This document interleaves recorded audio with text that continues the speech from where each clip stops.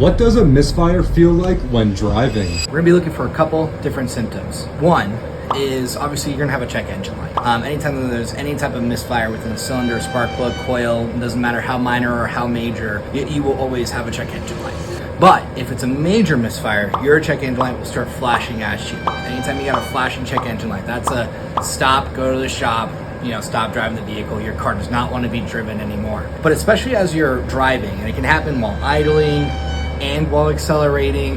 It can happen a lot when you're especially like hitting the gas, and let's say you're going on the highway and you only feel like a hesitation, like a vibration, like your car's jerking back and forth. Maybe it's got a lack of power. That is a sign that your vehicle is misfiring.